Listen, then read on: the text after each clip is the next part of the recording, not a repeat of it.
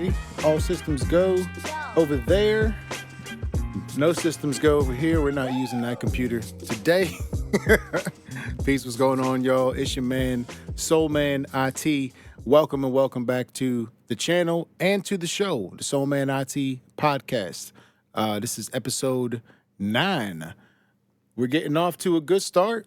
With the podcast, at least. I mean, right now, everybody's dealing with the snow. Hopefully, y'all safe out there. I was out shoveling Sunday, and man, oh man, woke up yesterday, Monday, and it's clear I have not worked out in quite some time. It is super clear, very clear to me, if it's not clear to you. And yeah, like just... It was a workout. It was a workout. Definitely a good reminder. And was a good thing just to get out there. I live in an apartment complex, so we like the complex has snow removal people that come through, and then just on ground maintenance has like their own snow blowers and things like that. But it was Sunday, so I'm not expecting anybody to be out, not for nothing. Yeah, I mean, we just gonna jump right into it. The snowstorm. That was that was the main segment there. The first segment I wanted to get to. Before we get to that, my objective with how often I get to do the podcast, right? Because some of what I'm talking about is time sensitive, and some of it cannot be time sensitive. I'm gonna try to go for just for transparency's sake, just go for the Joe Budden schedule, which is to record on Tuesdays and Fridays, and then release episodes on Thursdays and Sundays. Currently, right now, the podcast is at an hour format, so I'm gonna keep it around there, easy listening, and until I get co-hosts. And then like maybe other segments and just other things to talk about, especially with other co-hosts, because if you have somebody else to talk to, they can bring different things to talk about to the show as well. So that's what I'm trying to do for 2026. But I think that'll make for a good show, because the stuff we're going to get into today, like the snowstorm, for instance. If I would have waited till like Friday to drop it, like, a lot of stuff done happened from Sunday to whenever, you know what I mean? So, yeah. But getting back to the snowstorm, here in Pittsburgh, we got, mostly Pennsylvania. We got like at least a foot of snow wherever you was at. Here in Pittsburgh, we got close to 14 inches, from what I understand. The new elected mayor had stated that we were getting, I think, an inch of snow per hour. And I remember Saturday night, going into Sunday, like you could see it was going, you could see it was like picking up. And by the time, waking up Sunday, it was just like, oh, wow. Like I hadn't seen snowfall like that. I think the last time was when Pittsburgh had the blizzard back in 2010.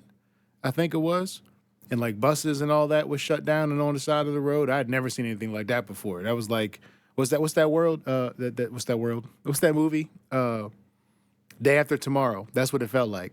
And the only other time before that was whenever the major blizzard before 2010 was in Binghamton, where I'm from.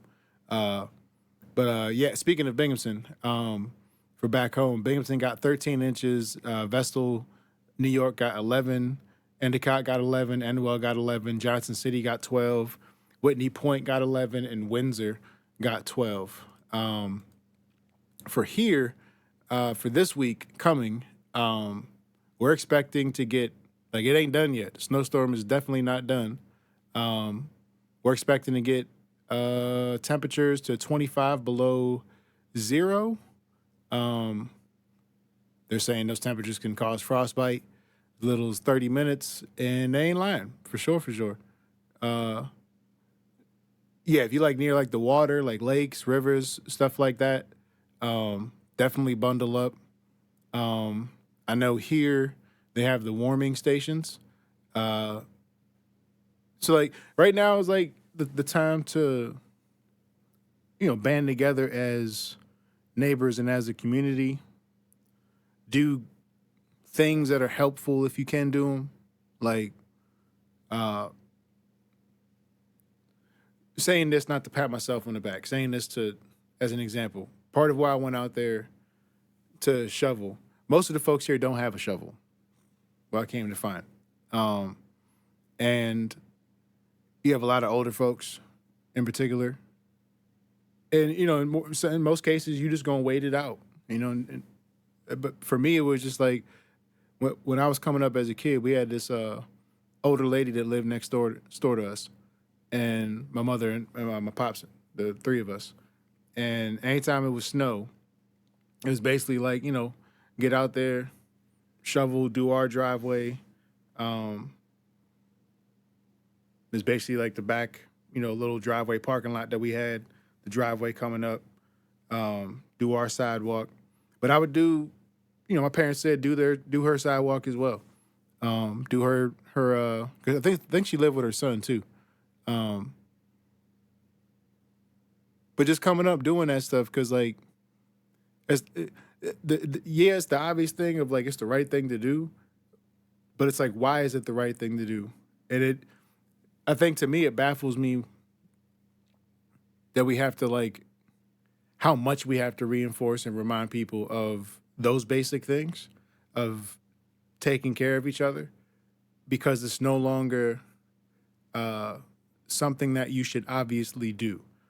It's something that you see in people that were clearly either raised right or raised themselves right. Somehow or other, they got to the same door of helping each other and just, looking after each other. It's hard times out there. I know a couple, I don't like know them, but like there's a couple homeless folk that I see. So when I'm seeing stuff like this here, that's who comes to mind. People who don't have shelter right now and gonna have to deal with, staying outside. Scrolling down, looking at this article here, talking about the bus services being impacted. When it came to, I'm saying this too because a lot of people, at least here in Pittsburgh, were not the most compassionate towards really anybody right now. Like I know, like when it's snowy and the weather, where like in Binghamton, New York, where I come from, at one point it was voted top 5. I gotta find the article. It was voted top 5 most depressing place to live in the United States at one point in time. That's where I'm from, right? It wasn't always that way. Part of how it can get that way is like the weather, right? Our weather could probably give Seattle a run for its money. Ask anybody in Binghamton, right? Shout out 607, right? So like I get it, like here even there are days where it's just very dreary, and that'll just, man, it's almost like the Steelers loss. Like here, if the Steelers lose, then the day after, especially if we was really behind them that season, you could just feel it in the city, right? So it's kind of the same thing with the weather. Saying all that because we had, well, the mayor had said 90 trucks. This report here is saying 80 trucks. So we'll just say this. Between 80 and 90 trucks, because I did hear the mayor say that in his report, 37 of those trucks failed.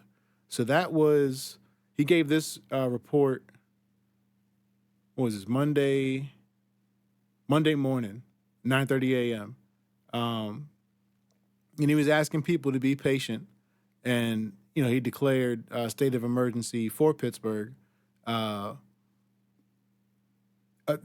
county executives had also issued that, I think, beforehand as well, too, just in preparation. Because, like, right now, I guess from just understanding how it all works, if you issue a state of emergency, the mayor now has the ability to ask for outside help and get funds from other places and emergency funds. because the issue that we have right now is that we have a lot of sidewalks that have snow, and where do you put that snow at? Especially for it to melt and then collect. Can you recycle that snow? There's like all these different processes that are a part of it. I should probably ask my friend Tish. She's the environmental expert and maestra that I know. That not only works in Pittsburgh politics here, but she would know, just like, in times like this here, like what would you need to do, like in terms of like removing the snow? What do you do with the snow? Where do you put it? Do they just like drive it? Do they put it like in a river or a lake? How does that affect the environment? Like, I'm curious now. So let me see if I can get an interview with Tish. We can break that down. But yeah, the snowstorm. Looks like the Weather Channel said that we're supposed to have, I guess, another storm, a secondary storm possibly coming this week. But right now, just be in preparation mode. Check your local weather and news, see what they're saying. Stock up on the things that you need. I would say, in saying that, don't hoard. If we learned anything from Rona in 2020, yeah, you could say it was stupid for like some stores to be like, stock up on paper towels and your toilet paper, y'all, and not like explicitly say, 2 per person or something like that from the get. You saw a lot of people that were in need that could have used those resources, and weren't able to get that because of people panicking and hoarding and selfishness and a lot of that stuff. And right now, we definitely don't need that as a world, and especially as this country, because we're super, super divided. And we'll get to that in a bit. But yeah, stay bundled up, stay prepared, stay stocked up, check on folks, give people a call if you haven't called them in a minute, see how they doing. Think everybody experienced this except for Florida. So, yeah, be prepared, y'all. More snow on the way. Moving on. I watched, since we had, the snowstorm and all of this, last week, WWE came out with their second season of Unreal on Netflix. I saw the first season, and a lot of y'all probably don't even know. Like, I came up watching wrestling. Definitely during the Attitude Era, but like whatever time frame is like right before the Attitude Era, transitioning into the Attitude Era. So like the cats, especially that I was watching when I was in middle school, for instance, was like Stone Cold Steve Austin, D-Generation X, The Rock, Ahmed Johnson, trying to remember who was out at that time. I think Mankind was out at around that time, as well. Shawn Michaels, Undertaker. Undertaker was a big one in my uncle's household. Shout out to the Andersons. That's what put me on to wrestling. Was watching wrestling there, and I was coming up in karate, so I liked anything that was physical combat, right? Sold. Easy enough. What I liked, though, was the commentating. At that time, it was Jerry the King Lawler and Jim Ross on commentary, excuse me.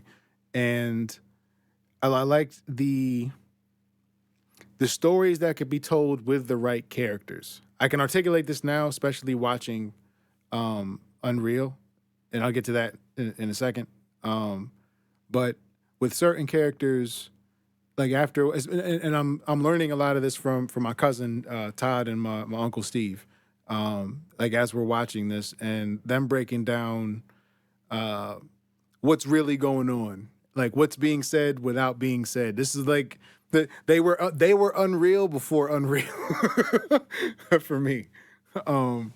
So you're just watching this, and then, you pick your favorite wrestlers that you're behind, and you just start to get invested in the journey of them.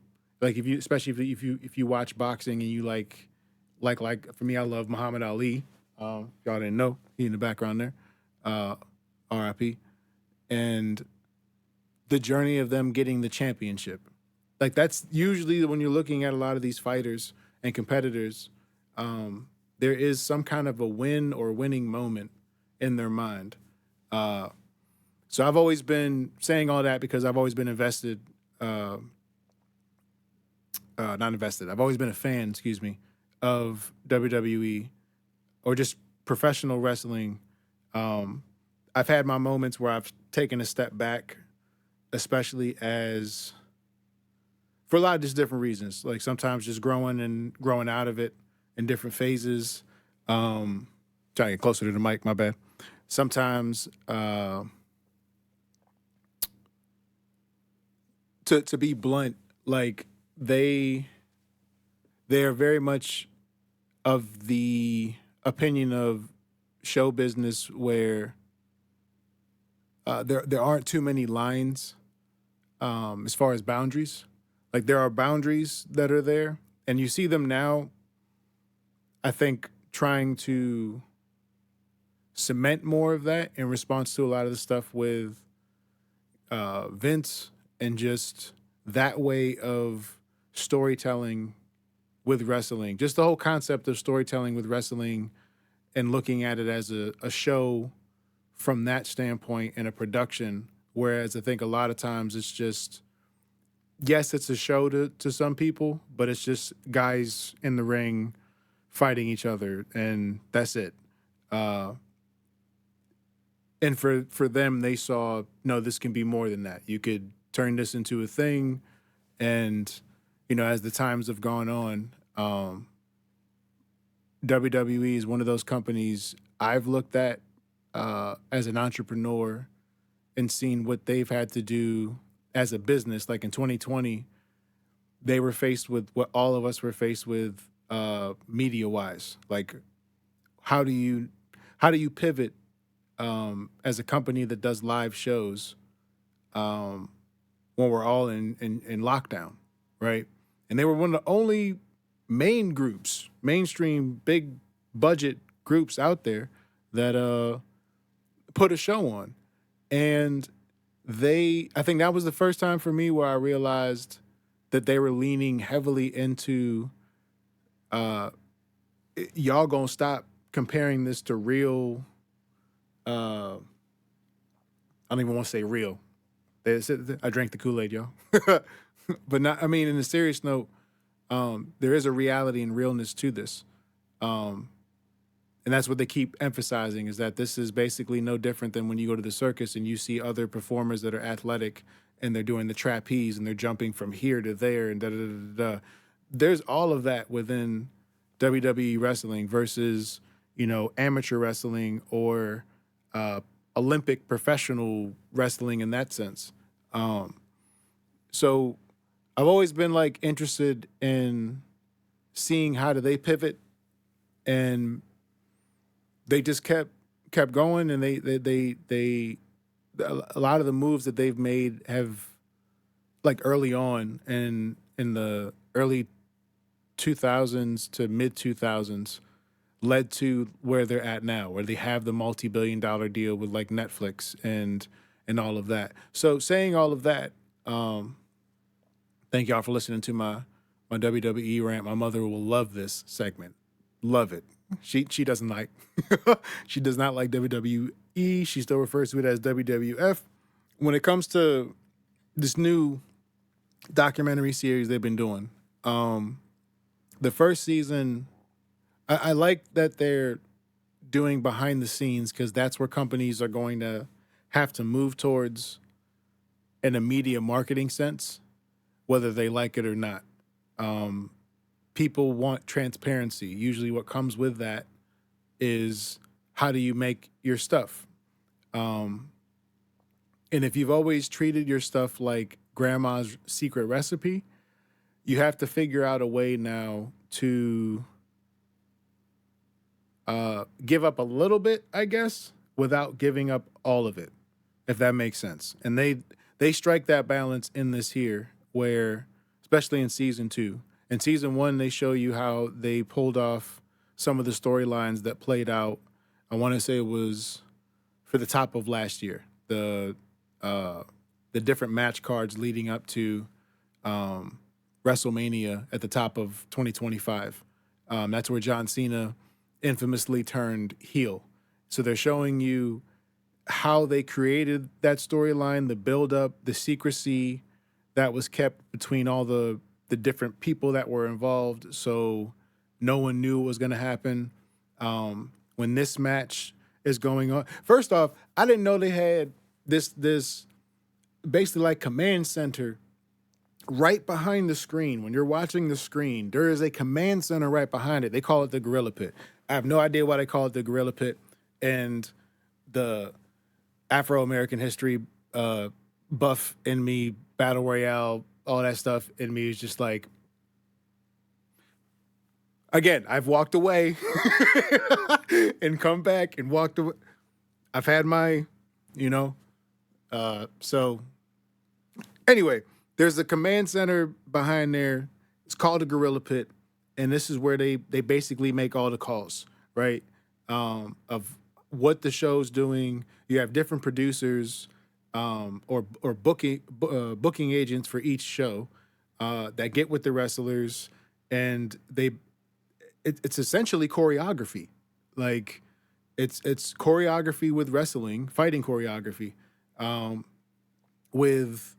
but it's live. So it's very different from a movie in the sense of when you watch a movie, there's fighting choreography. You have wires sometimes if you're doing, depending on the fighting style you're watching, or action sequences. In this, all the high flying stuff that they do is them. The bumps that they take, that's why they work out all the time. Like you got to take crazy amounts of bumps. But just I was interested in the storyline, the media telling aspect of it, because most businesses now have to produce in the schedule that WWE produces in. This is what I mean by that. WWE, since I was a kid, has 2 shows. They put a show on Monday night, and it's live, Monday Night Raw. And they have, at that time, I want to say it was Thursday Night SmackDown, and then it moved to Friday Night SmackDown. So they had something at the beginning of the week and something at the end of the week. And they would have different shows over the years in the middle. Needless to say, the 2 important shows where storylines would be developed and be carried over, you'd have, let's say there's 4 weeks in a month. Excuse me. You have 8 shows, right? 8 on Monday, 4 on Monday, 4 on Friday. And then at the end of the month, you have a pay-per-view. And they did this for each month, right? So if you are in marketing or media and you're putting out content, at the very least, you could put out some kind of a produced show twice a week. Do that, and then at the end of the month, you could have a bigger thing that you promote or put together, but it's all in the same format. You're still dealing with wrestling matches at the end of the day. So it's not like you're creating separate. If it's food, you're not creating separate dishes. If it's clothes, you're not creating coats if you've been creating shirts. Hopefully the analogy makes sense, but there's a way of breaking it down. And once I started seeing this, then it's like, oh, I see why they have a certain type of success. And it's not saying that others have to produce a wrestling show, 1. 2, they don't have to produce it at that level and scale or production. As I said in the beginning, I want to do how I'm doing the scheduling for this show now is like the Joe Budden Podcast, in which I'm recording on Tuesday and Friday. Sound familiar, right? And then releasing those episodes on Thursday and Sunday, just like how Joe Budden does. And if you look at it, it's similar to what WWE does. And it makes sense. And it keeps people coming back. And I think in the sense of Joe Budden, I'll say that it's a very modest way of growing an audience. Whereas I think a lot of folks want to rush to grow the audience, and there's no your audience is your community. And to build community, that takes time. Like, it takes time. I'll tell a story some other time because I don't want to veer too far off any more than I already have, about building community with my pops and brother back home, brother Alam, rest in peace. When we started out doing a mosque back home, and just how much time and effort and work that took to build and grow the community, where basically you got to keep showing up. And as long as you keep showing up, the people will show up. But you got to show up as the person putting the show on. So yeah, with Unreal, one, they show you those build-ups to the different storylines, how they have to make changes on the fly, how they don't take days off. Unreal 2 shows the fallout from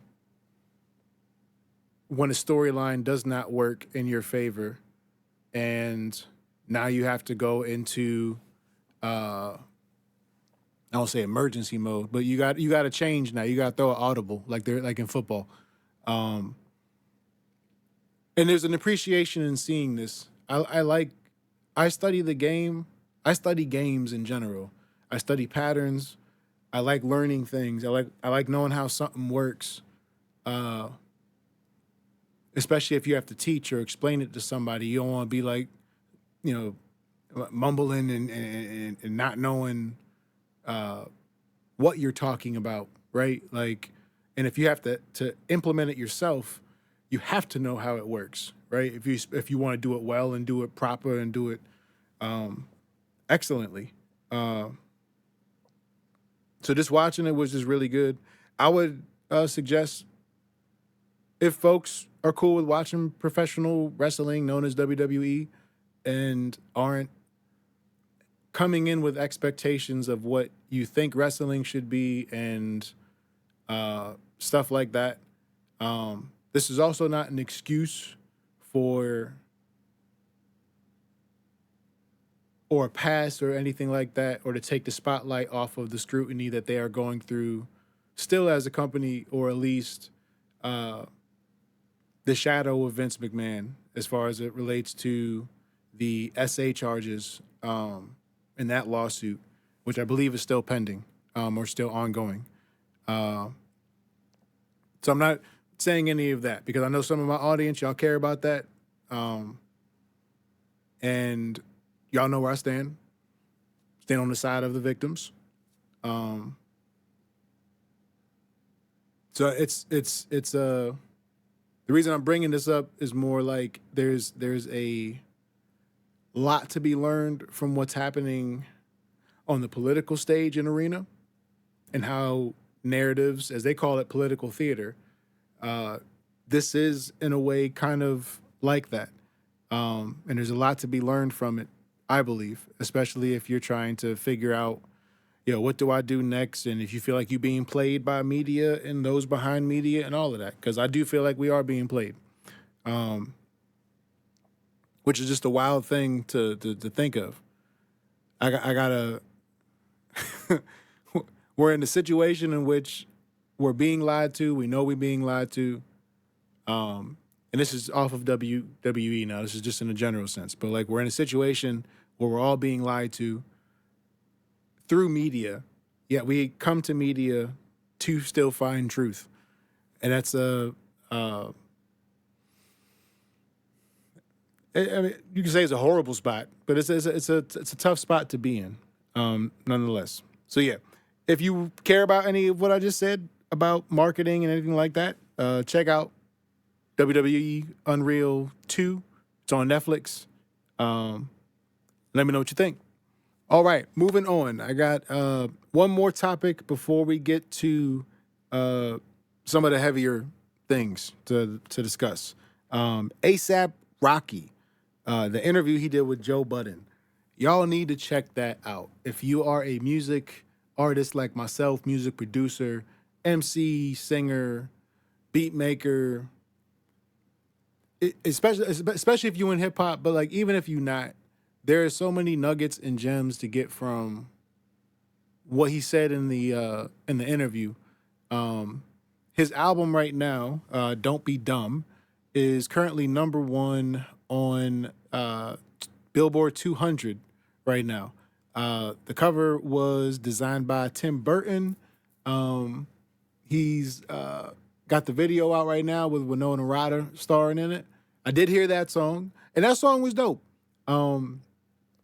It's definitely an indie rock vibe, and it reminds me of definitely early 2000s. If y'all remember what music sounded like then, it's an extension of that. I'm not going to say it's at the same sound or audio quality level, especially I haven't heard the whole album yet, but like basing it off of that song with the video that he put out that Tim Burton directed, like, yo, it's I like when artists take different risks and still maintain who they are. Like it's ASAP being ASAP still. But in the interview, there's just a lot of different nuggets and gems that he talks about in this journey and this grind, especially when Joe asks him about when you came out. I think he said he came out in 2011. So bro been out a minute, 14 years damn near. And 15 years, excuse me. And just like how has hip hop changed, especially now with everybody talking about hip hop not being on the Billboard. Well, it's back up on there. Well, not technically, it's not back up on there now.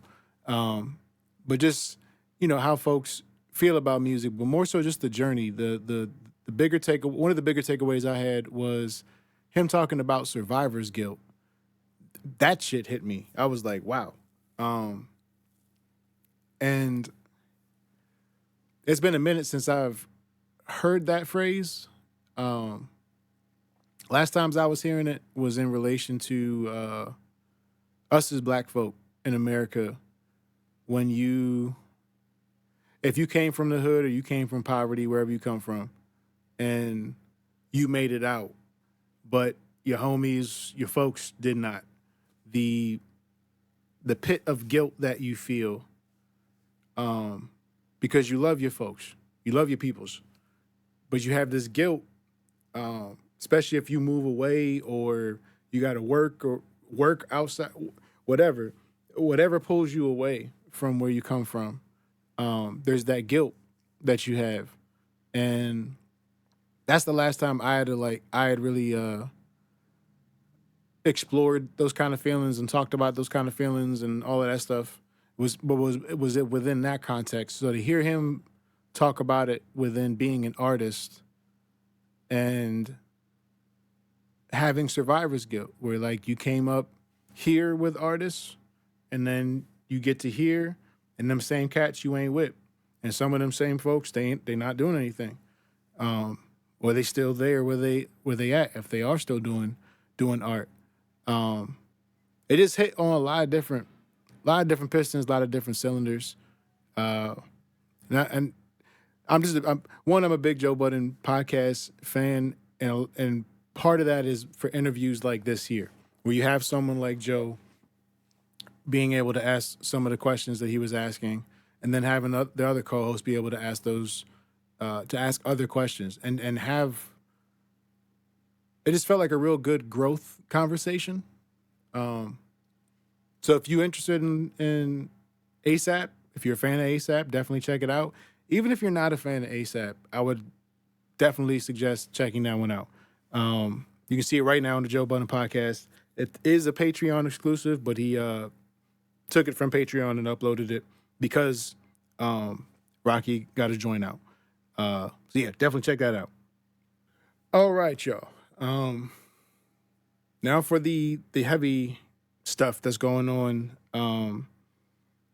For this week, we're just going to focus on what's happening here in the States. And right now, in Minneapolis, Minnesota, Alex Pretti had been, I'm saying, murdered. If you haven't seen the video of it, I'm reading this news article off of pbs.org. It's just wild. This is the second person to be killed by ICE agents. First person was Renee Good. She was killed on January 7th. She got shot in her car, if you didn't see that video. So there's just been this situation that's been bubbling and growing in Minneapolis with the usage of ICE agents, which some have called and looked at and are looking at them as basically this administration's SS troops, the Gestapo. The SS troops were the Nazis' personal police. Like you have like just their personal security. You have local police, federal, state police, right? But they had personal police, and there were different divisions within that as time went on that just handled out whatever they wanted. In the beginning, they were used as protection for the Nazis, like for their protests or their lectures, right? And then as they came to power, one division was used specifically for race and immigration. Another division was used for armed confrontations. A separate group of them was used for the internment camps. But all of them fall under the umbrella of this. And we see the encroachment that's happening with the reach of their enforcement, where he's coming under scrutiny right now for wanting to have them as security at the Olympics.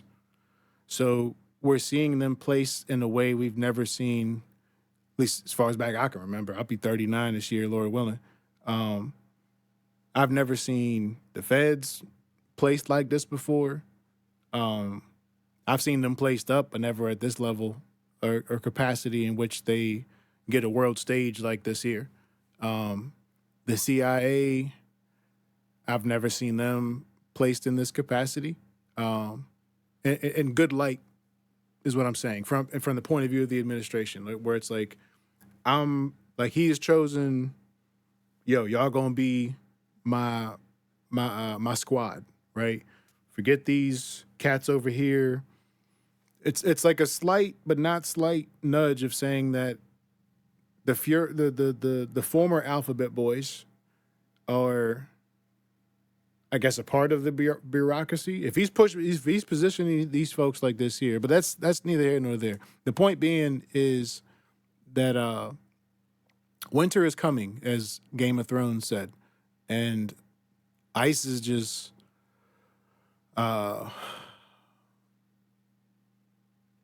what's the right word? Bullying, antagonizing, now killing. According to this here, it says Minneapolis Police Chief Brian O'Hara said officers responded to a report received around 9:03 a.m. local time Saturday of a shooting involving federal law enforcement near East 26th Street and Nicollet Avenue. The city's officers found a 37-year-old white male with multiple gunshot wounds. The man, later identified as Alex Pretti, was believed to be a lawful gun owner with a firearm permit, O'Hara said. He added that Pretti's only known interactions with law enforcement had been for traffic tickets. Videos taken by other civilians show the events leading up to Pretti's deadly encounter with federal agents. He's first seen filming the scene in the street. Whistles blare from nearby protesters. An agent shoves a demonstrator with a red backpack to the ground and is seen spraying a chemical agent in people's faces. Pretti, who uses one hand to protect himself from the spray and holds his phone in the other, moves to help a woman who is also affected. More agents approach and pull Pretti back. There's a scuffle as Pretti appears to resist agents who pin him down and hit him repeatedly. At one point, at least one agent is heard saying Pretti has a gun. Soon after, an officer appears to remove a gun from a holster on Pretti. One agent fires a single shot before several more ring out. Who was Alex Pretti? Pretti was born in Illinois and grew up in Green Bay, Wisconsin, where he was a Boy Scout, played high school football and baseball, and sang in a boys' choir. He was also an outdoorsman who took his dog Jewel, who recently died, everywhere he went, his mother told the AP. The American Nurses Association released a statement Saturday offering condolences. That's right, because he was a ICU nurse. From what I saw in the video, they disarm him once he's already on the ground, and you got several officers already pinning you. The guy, he didn't look like any bigger than me, right? Like maybe taller, if anything, but in terms of stock, a regular schmo is what I'm saying. Like I'm saying that because there's 6, 7 cats on you, dudes on you, officers on you. You're on the ground. You're already disarmed. One officer puts one in your back, puts a shot in your back. Another officer draws, and they shoot up to 10 times.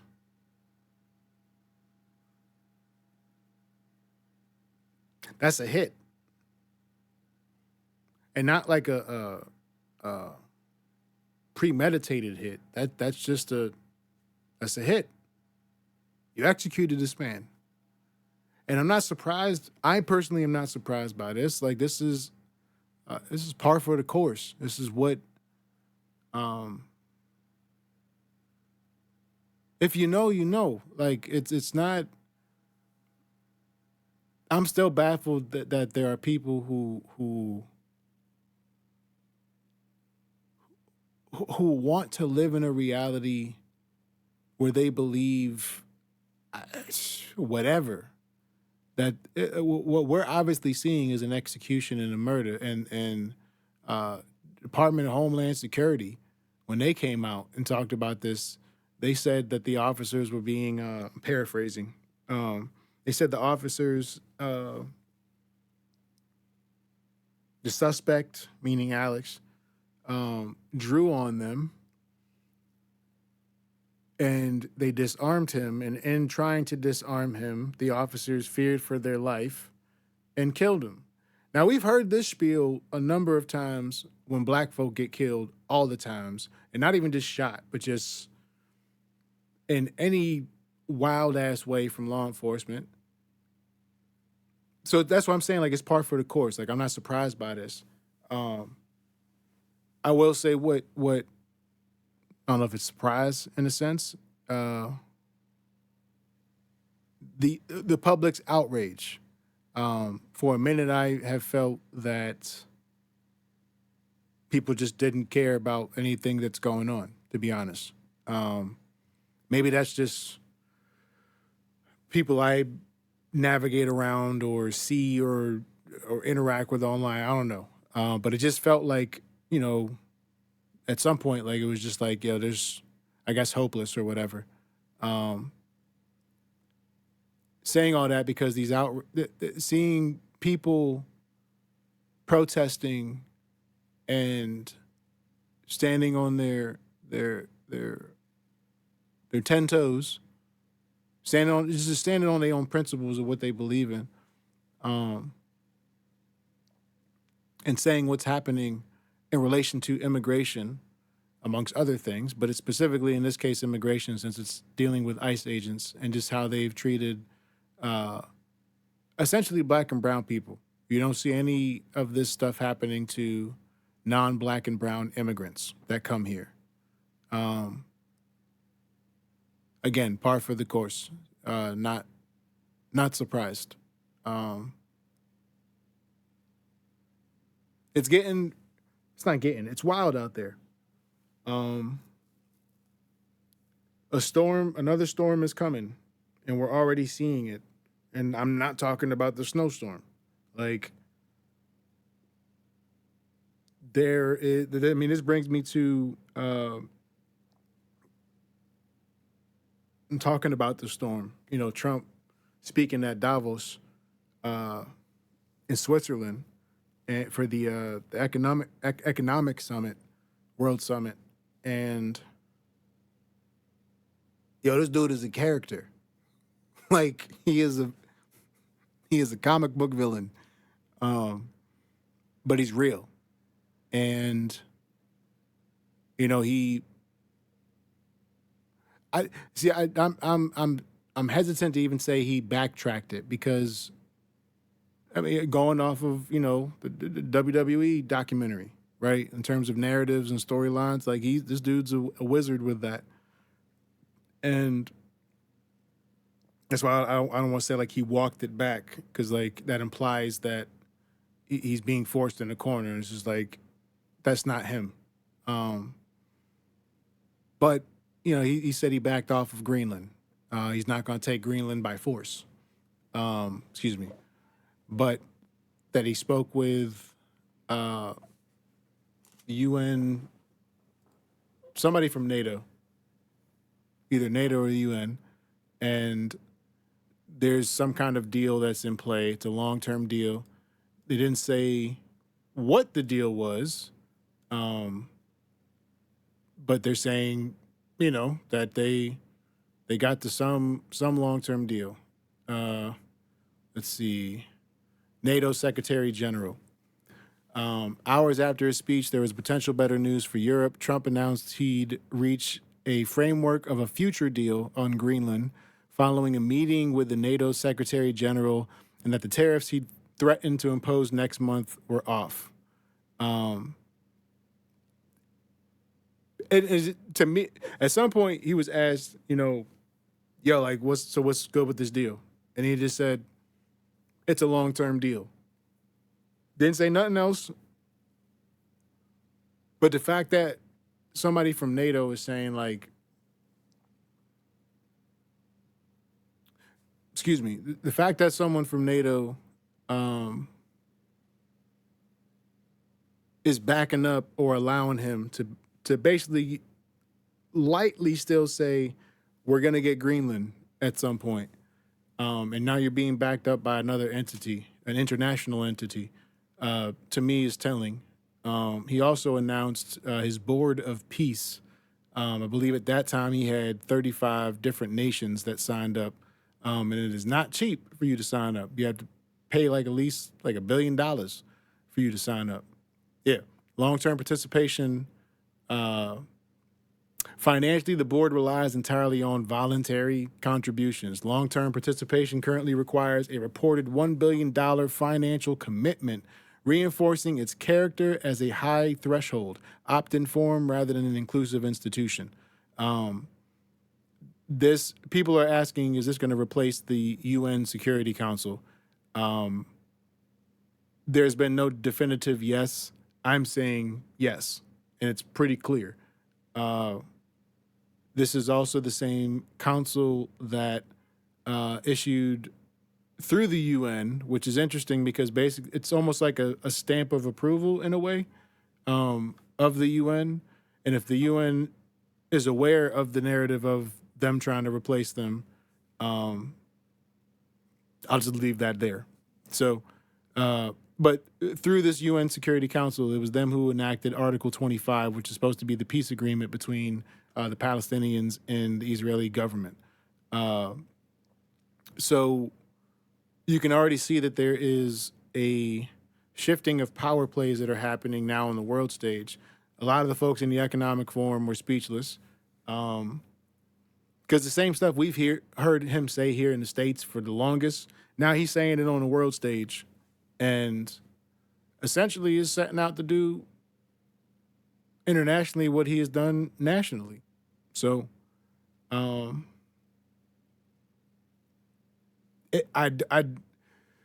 it's hard for me to figure out like what the plays are for a lot of this here. I know there's, you know, he's talked about turning essentially him and his son-in-law Kushner. You know, they talked about turning Palestine essentially into a luxury resort. I haven't heard anything of where the Palestinians will be placed or just their right to sovereignty, their right to freedom, their right to just existing and living. I haven't heard anything in relation to that. So to me, I'm just assuming in this plan they being written off because I don't, you know, what else would you think? And there's a lot of money involved in this restructuring, this redesigning of things. And to me, I think the biggest takeaway is just seeing the alliances of who's forming right now. And I guess on the front facing side, interests and how do they align and what do we gain from this? Because it's all power plays at the end of the day now. There's no democracy or illusion of democracy. It's neighborhood tactics. And it's organized neighborhood tactics and mob tactics. That's what we're dealing with.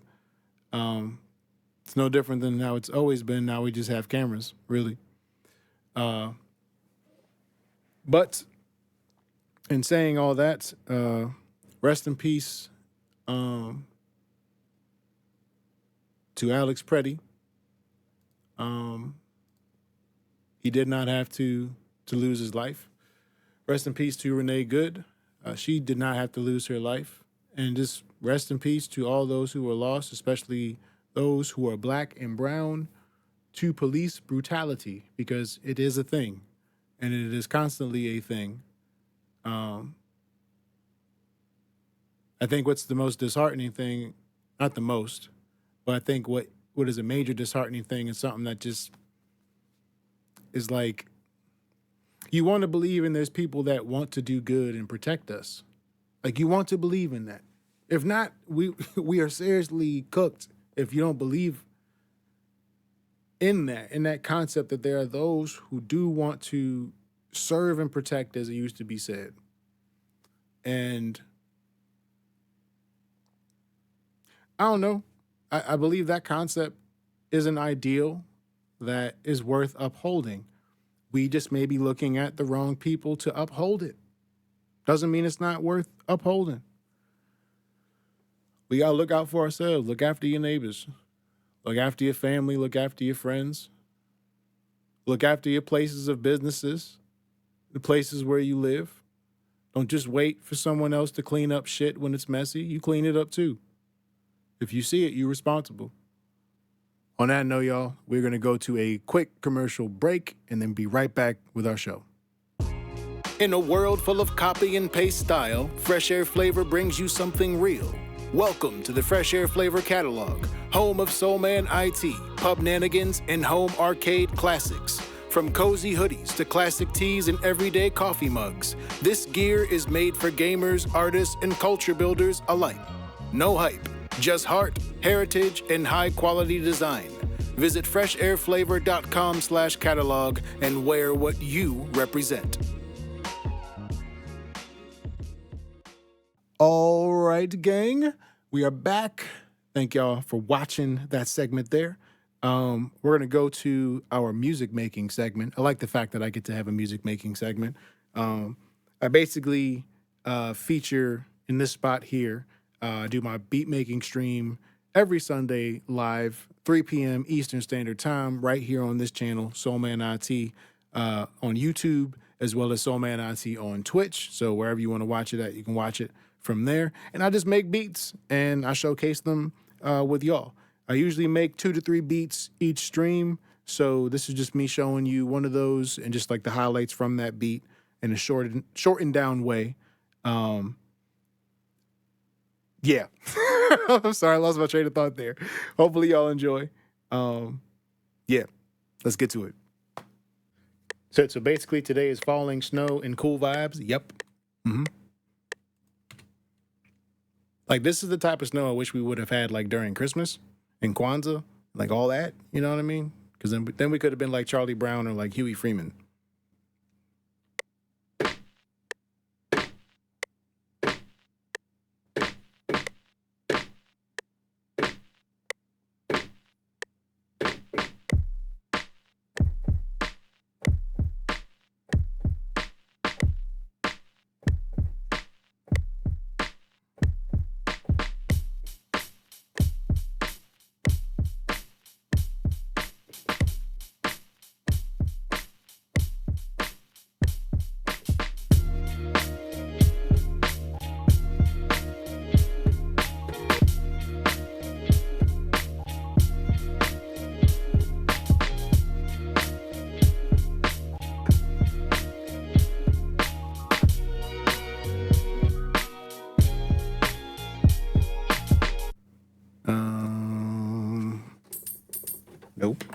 high.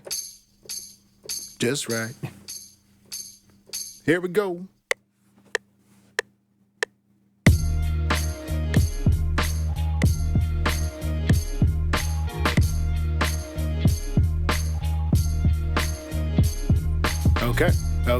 Okay.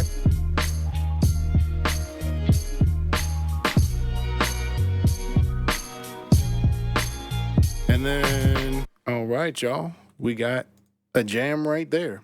Awesome sauce. We did that.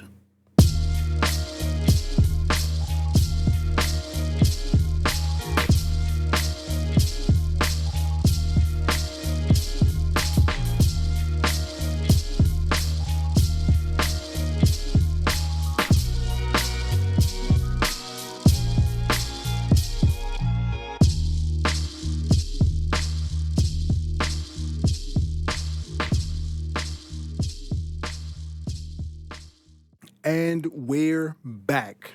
All right, y'all. As we are coming closer to the close of the show, one of the things I want to talk to you all about is it's going to be a recurring theme here, talking about gaming. I'm just trying to take a different approach to some of the things that are in the conversation of gaming as a whole. And I'm coming from different angles, like as a retro gamer, as a casual gamer, as someone who went from casual to let me make some channels and stream, and so on. But I want to talk about like the state of gaming and as it relates to consoles, what's happening with that, consoles and PC gaming, when you look at it from this context that I want to talk to you all about, and what that does for gaming, but also where it leads to the consumer outside of gaming that still has home electronics and things like that. So like all through like last week, I kept seeing a bunch of stuff on social about new Xbox coming out, because Xbox just did their Xbox Direct. It's not called Xbox Direct, but I think it's Xbox something Direct. But basically, it's their promotional show of what to expect from Xbox for the year, right? Nintendo has their own joint that's called Nintendo Direct. That one I do know. But I think like Xbox had something in between Direct and Xbox.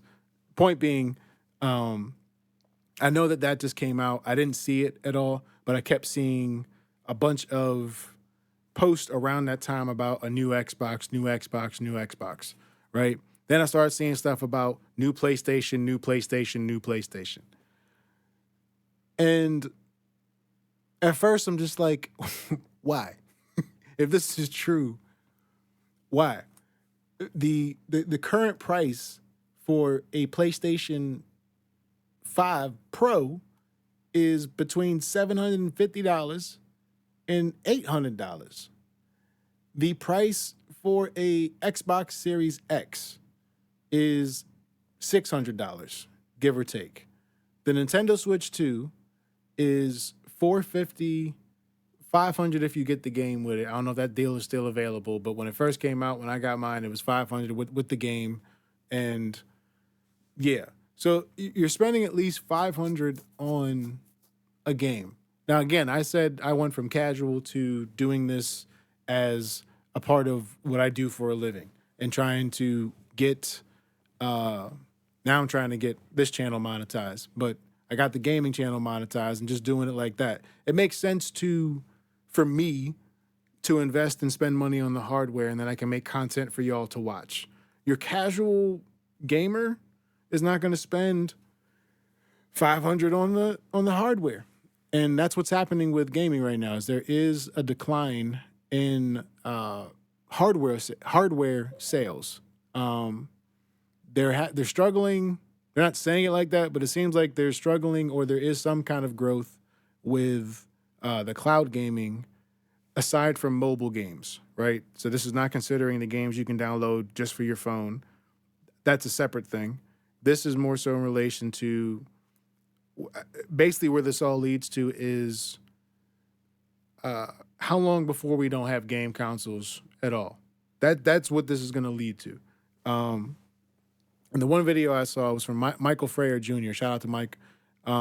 He puts up a lot of different videos of tutorials for using like OBS, which is what I'm recording on now for the podcast. But he had put a video out recently talking about this. So he had said that we're about to start getting into hardware as a service, he predicts, which is, you see these video game consoles right here to the right of me, right? Now, I got 6 game consoles right there. I got my Switch 2 right here, right? So he's saying that instead of, hey, y'all, why pay $500 for this if you can just rent it for whatever money it would be a month? Now, I don't know how well that will go. I'll be honest. Like, because I worked in video stores. And when it comes to home electronics, and if you was in the repair aspect of it, it's not an easy business. It's not an easy business. When I watch some of the video game shop channels, right? Like Retro Rick or Pixel Game Squad, you don't really see them with their with a shop, but more they've both talked about the difficulty in repairing consoles specifically. I think Phoenix Resale has talked about it too, but they both talked about that, and they've all talked about it in the sense of like it's difficult because like it can be way more hit or miss in terms of repairing it. Unless it's like if you're doing reselling and it's like, yo, send me an actual working thing. Because then we can do some light repairs and cleaning basically and refurbish it and make sure it's working versus, oh, the hard drive on this has failed and this has failed, this has failed. And you got to literally order the parts and buy it. And there's a whole process that goes into that costs labor and all of that. So unless they're going to maybe automate it, I guess, then they could do that. But then you got to just worry about people sending in, hardware that's just bad. I don't know. For some of y'all, it might be like blah, blah, blah, blah, blah. And then for others, you're like, well, if we're all moving towards this and they're just using video games as the litmus test. And I say that because I don't know how soon it'll be coming, but if the graphics cards are going up and the hard drives prices are going up, and right now for a GeForce RTX 5090, it's $2,000 for that graphics card. If you want like an external hard drive for your desktop, a Seagate expansion 24 terabyte is $299. That's just 24 terabytes. If you're doing video editing or got a lot of videos stored up, you're going to go through that joint probably before half of the end of the year, depending at the rate that you go. The point being is that the prices for things are going up. So whenever you need to upgrade, you may not be able to upgrade. If you wanted to get into streaming, recording music, graphics design, anything like that, can you afford a computer that's probably going to cost now $5,000? If the graphics card is costing $2,000, you can just double it. Because you still got to get a processor, you still got to get a hard drive, and you still need the motherboard. Like, you still need all that. At that point, it's damn near like buying a mortgage or a car or two, depending on your taste. I'm against this, bottom line. Like, I'm not against the concept of streaming. And this keeps being a recurring thing with technology. I'm not against some of these things that we have for technology, but I am against how they're being used, how they're being utilized, how they're being implemented, how they're being snuck in, how certain things are being transitioned and phased out, how products don't feel like the rollout. There's no marketing rollout really anymore. It's just transitions and phases, and then this like loop of marketing propaganda. Buy this, buy this, buy this. You need this new thing. This is like, no, I don't. Like, and for someone like me, like, I'll be cool. I just worry about the state of all of this, man, because I like games. I got all my joints right here. I got my first systems, man. Like, I got my dad's system right here. Like, these things then got me through traumatic life experiences and got me through hard times. Got us as a family through a lot of stuff, man. And I ain't the only one, right? But I know I'm in that minority that has retro hardware that's not internet based. So if I want to play games, I can play them games. Now with a lot of this stuff, if you don't have an internet connection and a subscription to like Game Pass or PlayStation Plus, whatever, you can't even play the games that you bought. And there's a problem with that. And you have it with software, think Adobe. You have it with gaming. You have it with movies, Netflix and all of that. You have it with music. So like, in the four aspects right now, the four main aspects of creativity that I can think of off bat, you could probably throw animation software in there at some point, unless that falls under Adobe Audition. You know, essentially software as a service, really. But yeah, man, like it's. I think the only way that people can turn this around is just to stop buying the new stuff. I think that's what's going to ultimately happen. I don't really think. I think gaming right now is going to go into a pivot, and it may not become the luxury thing that they were trying to make it. Because like, yo, people is broke right now. People are having a hard time. Folks do not have the money to spend on all this, and then y'all are talking about raising the prices still. That's ridiculous. That's ridiculous. All right, last major thing I want to talk about. My mom, she let me know the other day that Spectrum in Binghamton, they got Spectrum Internet. There's other internet folks, but Spectrum is the local joint. It used to be Time Warner Cable, and before that, it used to be Roadrunner. Way back in the day, Roadrunner Internet. Any of y'all remember that? But she had said they got this offer right now called Free Internet Forever. I said no. I said no, they don't. And she's like, yes, they do. And so Spectrum is now offering free internet forever, but I don't believe it. And I'm not saying they're lying. Let me just say that, because I don't need no lawsuits, right? But like, forever. Like, but the catch is you have to have 4 phones. You got to buy 4 of their phones on Spectrum Mobile, right? Because they got their own joint. And I already got my own feelings on internet media companies making phones and having their own phone plans and all of that. And it's just like, do I really want you to have that much control over my life? I guess is my main thing. And because I can't even say like it's a thing of like their phones suck or this or that. Like they could probably get the latest phones, put their service in. I don't know how good their service is, so I'll say that. I think it's interesting to offer folks free internet forever. Who is eligible for the free internet forever offer, and what are the eligibility requirements? New residential customers in good standing with Spectrum are eligible for free internet forever. Let's see. This is a limited time offer that's subject to change. Customers must order Internet Advantage Plus 4 unlimited mobile lines. At least 2 phone numbers must be transferred to be eligible. Well, that just changes it altogether.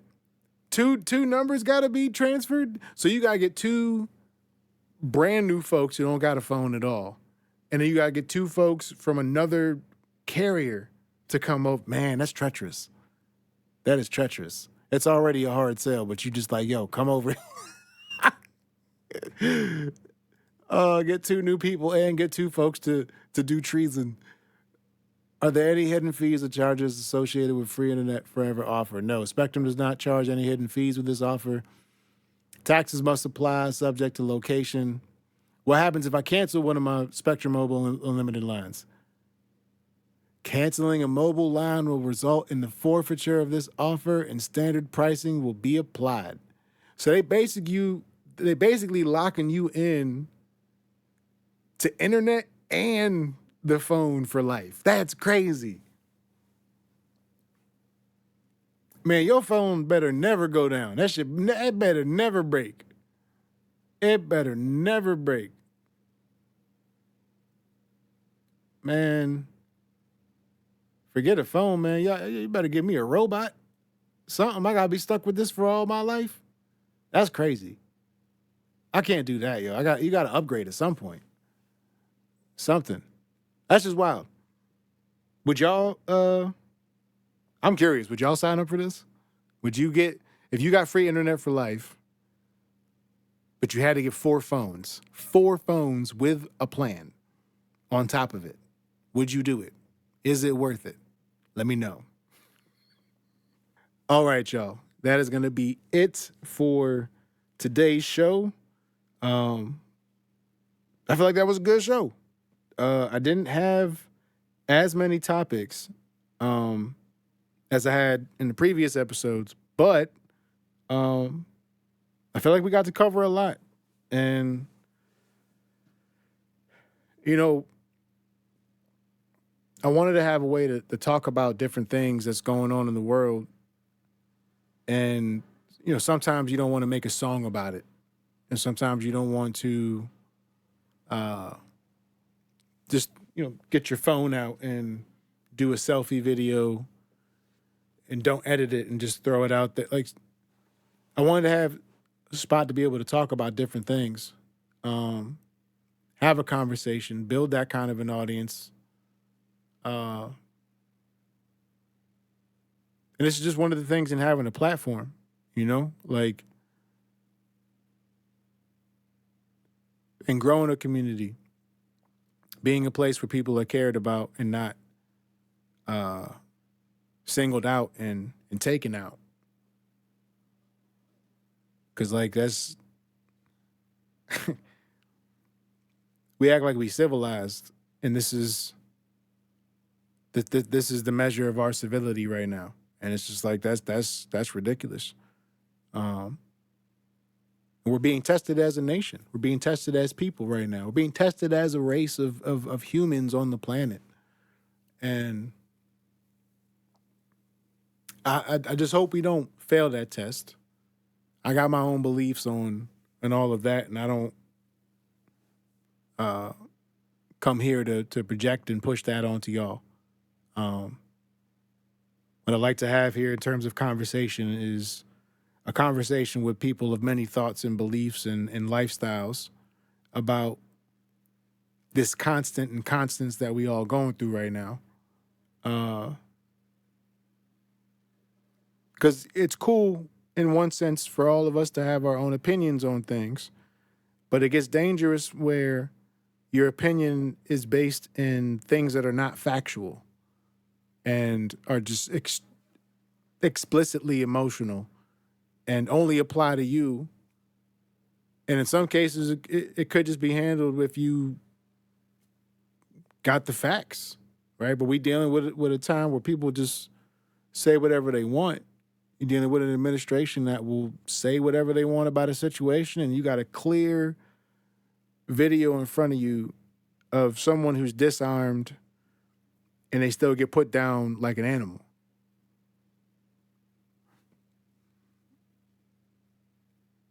There was no threat, you know what I mean? Like, there was absolutely no threat for, we could just do better. We can really, really, really, really, really do better.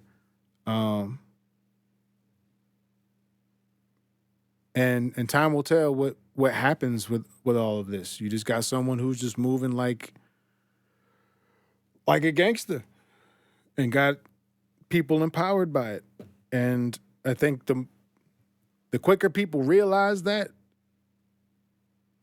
the faster we can get to better positive solutions instead of sitting around trying to talk into oblivion about nothing, it feels and seems like. But on that note, y'all, I wish y'all well. Wish y'all love and peace and happiness and good warm drinks like coffee and cocoa or whatever the heck you drink that's warm. Be safe out there. Some people have died in these storms just by shoveling. I know I had to pace myself because, again, I feel it. I'm only getting older. I ain't getting younger. Check on your folks. You know, I'm always keep reminding you to say that. If you got a dream that you have been thinking about doing, just go ahead and do it. If somebody had already told you to do it, you should have been done it already. But I get the whole aspect of feeling like you may not have the time to do it, the opportunity to do it, whatever like that. You still got to live while the apocalypse is happening. So yeah, start that dream, get to it. If there's somebody you got to call, you know you got to call them, make that call.